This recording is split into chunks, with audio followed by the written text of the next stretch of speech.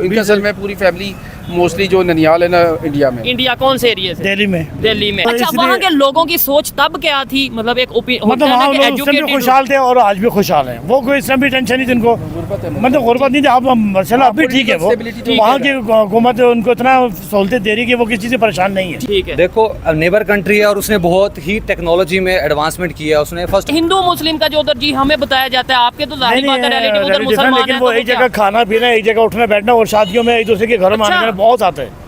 एक दूसरे के बगैर खाना नहीं खाते हिंदू मुसलमान सिख। अच्छा, हम लोग खुद उनके एक दूसरे के घरों में गए। इसलिए मैंने नहीं अब ये तो झूठ नहीं बोल सकते, उनके मैं रिलेटिव तो उधर खुद वहाँ जाता रहा, उनके घरों में बकायदा मैं गया हूँ। ठीक। जय हिंद दोस्तों, जैसे कि आप सभी ये बात जानते ही हैं कि पाकिस्तान के पड़ोसी मुल्क, वो चाहे भारत हो, वो चाहे बांग्लादेश हो या फिर चाहे अफगानिस्तान, सारे ही पाकिस्तान को पीछे छोड़ के आगे जा रहे हैं। जब पाकिस्तानियों से ये पूछा गया कि इन सभी का पॉलिसीज में ऐसा क्या है जो पाकिस्तानियों की पॉलिसी में नहीं है, इस तरह जब पाकिस्तानियों से पूछा गया तो इन पाकिस्तानी पब्लिक का क्या रिएक्शन आता है आपको इस वीडियो में देखने को मिलेगा। इस वीडियो में आपको इसके अलावा ये भी देखने को मिलेगा, पाकिस्तानी हमेशा ये कहते हैं कि भारत में मुसलमानों के साथ जुल्म होता है, लेकिन जब पाकिस्तानी लोग जब इंडिया विजिट किए हैं तो उन्होंने क्या एक्सपीरियंस किया है कि इंडिया में क्या सही में मुसलमानों के ऊपर जुल्म किया जाता है, इस तरह पूछा गया तो इन्होंने क्या जवाब दिया आपको इस वीडियो में देखने को मिलेगा। इन्होंने ये कहा है कि इंडिया में सब मिलजुल के रहते हैं, पाकिस्तान में बस ये अफवाह फैला दिया गया है, यहाँ पर गलत फहमी फैलाया गया है कि हिंदुस्तान जो है वो मुसलमानों के ऊपर जुल्म करता है, इस तरह का इन्होंने कहा है। तो चलिए देखते हैं इस वीडियो को लाइक करें, चैनल सब्सक्राइब करके बेल आइकन जरूर दबा लीजिएगा। फिर आ गए, जब तक तोड़ेंगे नहीं तब तक छोड़ेंगे।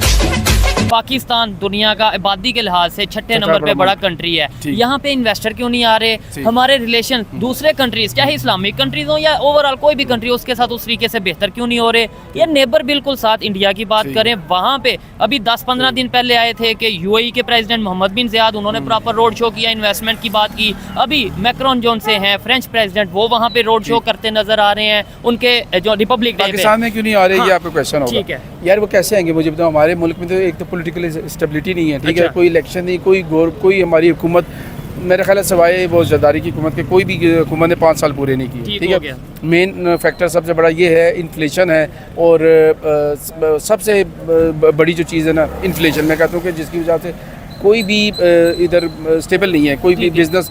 और जो फॉरेन इन्वेस्टर्स है वो कैसे आएगा? उसको पता है यार मेरी इन्वेस्टमेंट डूब जाएगी इधर जिस तरह के हालात हैं। 1960-70 तक हम ये कहते थे कि इंडिया तो बहुत गरीब कंट्री है, हम तो बेहतर है, ये हमें बताया हमारी जाता है। करेंसी की और उस करेंसी की वैल्यू उसको आपको अगर पता हो जी, तो मेरा ख्याल है कि जब जो लोग इधर से जाते थे ना इंडिया, जी, उसकी एक मिसाल तो ये भी, ये 2-3 दफ़ा गए वहाँ पर इन्होंने इनको पैसे दिए, तो ये तकरीबन मेरे ख्याल है 10-15-20 साल पुरानी बात है, ठीक है। तो वो एक्स्ट्रा पैसे वो बड़े खुश होते थे कि भी हमारी करेंसी की वैल्यू उनसे बहुत ज़्यादा हाई थी। 20 साल पहले आपका इंडिया का विजिट हुआ? जी हाँ, मेरा विजिट हुआ। हम लोग आज से 15-20 साल पहले की बात तो है। क्या 20 साल पहले हमारी करेंसी उनसे अप थी? जी हाँ, हमारी करेंसी ज़्यादा थी। पे जो इलेक्ट्रिसिटी पर यूनिट बिल है वो क्या है? ये तो इंटरनेट से सारी चीजें वो लोग AC 2-3 दिन AC चलाते हैं, 24 आवर चलाते हैं, लेकिन अच्छा। फिर भी बिल उनका महीने का 2000 रुपये आता है।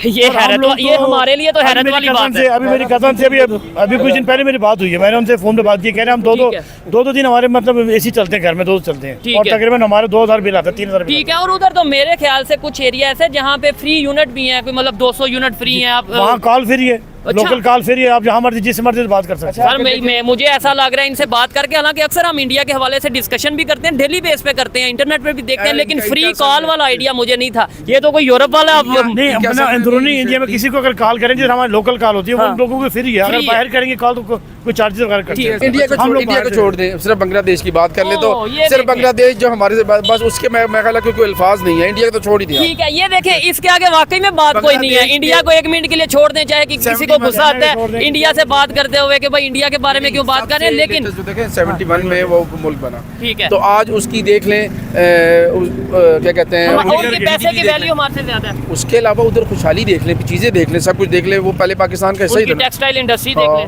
हर टेक्सटाइल। उनके अलावा एक और चीज़ दी है उनकी, शायद मैं बोलूँ कि वो बड़ा उसके मतलब वो एक्सपोर्ट करते हैं वो ठीक मेरे हो गया, ख्याल में आईटी के ऊपर भी बड़ा वो वर्क कर रहे हैं, नो डाउट इसके अंदर। और दूसरे नंबर पे वो रिलेशन अपने बेहतर कर रहे हैं, चाहे इंडिया के साथ हो। हम क्यों नहीं रिलेशन बेहतर कर लेते? हम लोग ना सिर्फ आपस में लड़ रहे हैं झगड़ों कुर्सी की वजह से। एक एस्पेक्ट है ना, अब कोई भी दुनिया में कोई भी कंट्री हो ना, उसमें 100% वो गुड नहीं है, ये उसमें डेफिनेटली ऐसे ही है। कोई ना कोई छोटे देखें मतलब पाकिस्तान में अगर देखा जाए, अगर हम मिनॉरिटीज की बात कर लें तो फिर हमें शायद हैरानी होगी वो। पाकिस्तान में तो 95% प्रॉब्लम्स ही हैं, बाकी कंट्रीज में 90% स्मूथ होगा सारा मामला, और 5-10% होगा। अगर हम ये कहना कि इंडिया में कोई मसला नहीं, यूएसए में नहीं है, मैं ओपनली कहता हूँ करप्शन इंडिया में होगी, वहाँ पे इश्यूज होंगे, हर चीज़ है, हर मुल्क में। ये देखना है कि दुनिया की 5वीं बड़ी इकॉनमी बनी तो कैसे, ये देखना है कि इस्लामिक कंट्रीज हो, चाहे अफगानिस्तान, ईरान हो या यूएई, सऊदीया हो, वो वहाँ पे रिलेशन बेहतर कर रहे हैं। फ्रांस की बात कर लें, उनके प्रेसिडेंट वहाँ पे विजिट कर रहे हैं। इवन यूएस की बात कर लें, जो वर्ल्ड पावर कहलाया जाता है, वो उनके साथ अपना स्ट्रेटेजिक पार्टनर है। ये हमारे लिए सोचने वाली बात है। क्या है उधर रेट क्या है, चावल का क्या रेट है, आटे का क्या रेट है? आटा वहाँ पर रकम मेरे ख्याल से 30 रुपए किलो आटा बिक रहा है, टमाटर, प्याज, आलू, प्याज वो 10-20 रुपए किलो के हिसाब से वहाँ और इधर 150-200, और अदरक भी मेरे ख्याल से 50 रुपए किलो प्याज है, 300 रुपए किलो प्याज। वहाँ हर चीज़ सस्ती है, बहुत ज़्यादा सस्ती है। और हम जो सा कभी ईरान से ले रहे हैं, कभी हम इंडिया की चीजें यूज कर रहे हैं, लेकिन पहले वो दुबई जाती हैं, दुबई से फिर यहाँ पे आती हैं। अब 50 रुपए किलो दूध इंडिया में बिक रहा है, 200 रुपए किलो गोश्त है, और हमारे यहाँ पर 1200 रुपए किलो गोश्त है। आपसे एक बात सॉरी काट रहा हूँ कि वहाँ जो रमजान आते हैं ना, वो हिंदू लोग मुसलमानों के खसूसी डिस्काउंट करते हैं कि मुसलमानों के रमजान आ रहे, वो हर चीज़ का बड़ा एहतराम करते हैं, सामने नहीं खाते वो।